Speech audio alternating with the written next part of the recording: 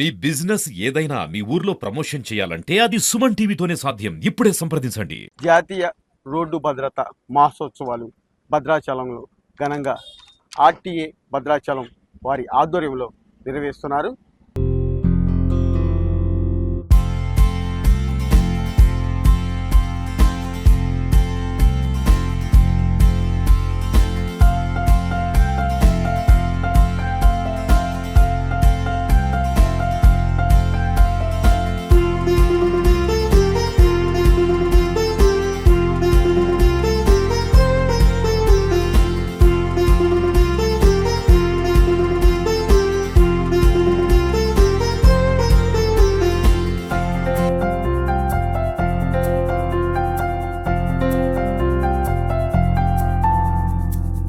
ఇక్కడ ఈ రోజున రోడ్డు భద్రత అవగాహన సదస్సు భద్రాచలంలో ఆర్టీఏ కార్యాలయం దగ్గర ఎంవిఐ పుల్లయ్య గారు ఎంతో ఘనంగా జనం కూడా భారీ ఎత్తున కూడా ఇక్కడికి రావడం జరిగింది. సార్ ఉన్నారు మా దగ్గర, వారితో మాట్లాడదాం. సార్ చెప్పండి, ఈ రోడ్డు భద్రత విషయం మీద అవగాహన సదస్సు ఎలా జరిగింది, ఏం తెలియజేశారు? నమస్కారం అండి, ప్రజలందరికీ నా యొక్క నమస్కారాలు. రోడ్డు భద్రత అంటే అది రోడ్డుకు భద్రత కాదండి, రోడ్డు మీద ప్రయాణం చేసే ప్రజలకు భద్రత. అది గుర్తుంచుకోవాలి మనం. రోడ్డు ఎక్కనిదే చిన్నపిల్లలు మొదలుకొని ముసలివారి వరకు జీవితం గడవదు. కానీ అదే రోడ్డు ఎక్కిన తర్వాత మళ్ళీ రోడ్డు మీద నుంచి సురక్షితంగా ఇంటికి చేరతామా లేదా అనేది వాళ్ళ ప్రధానమైన సమస్య. రోడ్డు ప్రమాదాల రూపంలో రోడ్డు మహమ్మారి లక్షలాది మంది ప్రాణాలని బలికొంటుందండి. ప్రతి 3 నిమిషాలకు ఒక ప్రాణం కోల్పోతున్నామండి దేశంలో. ఆ రోగాలు వచ్చి చనిపోయే వాళ్ళకంటే, మన సరిహద్దుల్లో యుద్ధాలలో చనిపోయే వాళ్ళకంటే కూడా ఆరోగ్యంగా ఆనందంగా మన కుటుంబ సభ్యులతోనో బంధువులతోనో స్నేహితులతోనో గడుపుతూ రోడ్డు ప్రమాదాల్లో చనిపోయే వాళ్ళ సంఖ్య చాలా అధికంగా ఉంది.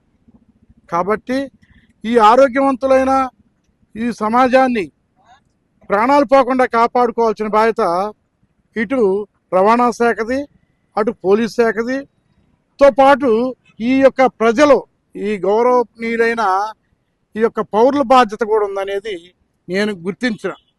కాబట్టి నాతో పాటు ఇలాంటి పెద్దల్ని, ఈ యొక్క ప్రజల్ని మోటివేట్ చేసి మీరే చెప్పాలి సమాజానికి ఈ రోడ్డు ప్రమాదాలను అరికట్టడంలో మీ పాత్ర కూడా ఉండాలని కోరుకుంటూ, ఈ విధంగా రోడ్డు మీద మా కార్యాలయానికి వచ్చిన వారికి కానీ, రోడ్డు మీద ప్రయాణం చేస్తున్న వారికి కానీ రోడ్డు భద్రతపై అవగాహన కల్పించడం జరుగుతుంది. ప్రధానంగా చెప్పండి సార్. అయితే ప్రధానంగా ఇప్పుడు 2 వీలర్ మీద వెళ్ళే వాళ్ళకి హెల్మెట్ పెట్టుకోవాలని అవగాహన చేశారు.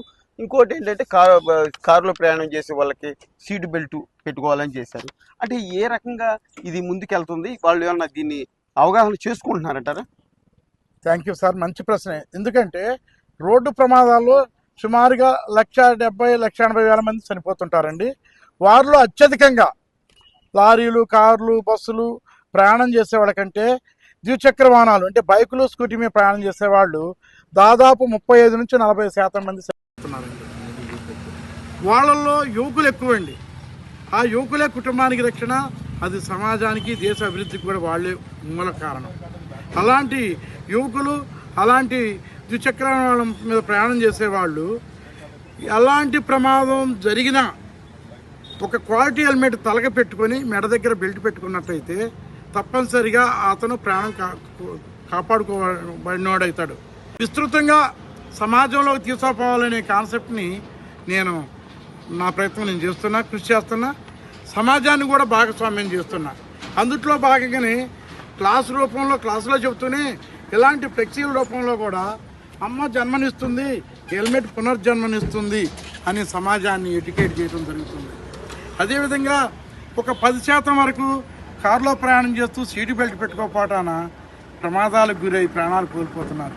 కాబట్టి తప్పనిసరిగా కారులో కూర్చున్న వెంటనే సీట్ బెల్ట్ పెట్టుకోండి, అది కూడా సరైన పద్ధతి ప్రకారం పెట్టుకోండి. ఎంత పెద్ద యాక్సిడెంట్ జరిగినా, కారు పల్టీలు కొట్టినా కూడా అతను కదలకుండా ఆ సీట్లో కూర్చుంటాడు. ఎయిర్ బ్యాగ్స్ ఓపెన్ అవుతాయి, కారు డ్యామేజ్ అవుతుంది కానీ ప్రాణం మాత్రం కోల్పోరు. కాబట్టి సీటు బెల్ట్ ఆవశ్యకతను గుర్తుపెట్టుకొని కారులో ప్రయాణం చేసే వాళ్ళు సీటు బెల్ట్ పెట్టుకోండి, మీ ప్రాణాలను కాపాడుకోండి. మీ ప్రాణం అంటే మీ కుటుంబాన్ని అన్యాయం చేసుకోకండి అని కోరుకున్నా. టూ వీలర్ మీద ప్రయాణం చేసేవాళ్ళు తప్పనిసరిగా హెల్మెట్ పెట్టుకునే దానిపైన పూర్తి అవగాహన చేసుకోండి. మీరు సెల్ ఫోన్ కొనుక్కున్నారు, పౌచ్ చేపిస్తున్నారు, స్క్రీన్ గార్డ్ చేపిస్తున్నారు. ఎందుకంటే 10,000 20,000 పెట్టి కొనుక్కున్నారు కాబట్టి నా వస్తువును జాగ్రత్తగా ఉంచుకోవాలనే ధ్యాస ఉంది మీకు. మంచిదే, సంతోషం, వస్తువుని కాపాడుకోవాల్సిందే. కానీ ఇది 10,000 20,000 అంటే కోటాను కోట్ల రూపాయలు విలువైంది, లెక్క కట్టలేని విలువైన ఈ యొక్క తలకు దెబ్బ తగిలి ప్రాణం కోల్పోతే ఈ కోటాను కోట్ల రూపాయల ప్రాణాన్ని కోల్పోయినట్టే ఈ వస్తువుని కాపాడుకుంటున్నారు. కానీ ఈ కోటాను కోట్ల రూపాయలని ఈ ప్రాణాన్ని కాపాడుకోవట్లేదు. కాబట్టి ఈ ప్రాణాన్ని కూడా కాపాడుకోవాలంటే ఈ హెల్మెట్ తప్పనిసరిగా ధరించండి. సీట్ ఇక్కడ మెడ దగ్గర బెల్ట్ పెట్టుకోండి. మీరందరూ సురక్షితంగా ప్రయాణం చేసి మీ యొక్క గమ్యాన్ని పూర్తి చేసుకొని ఇంటికి చేరుకోవాలని కోరుకుంటున్నాను.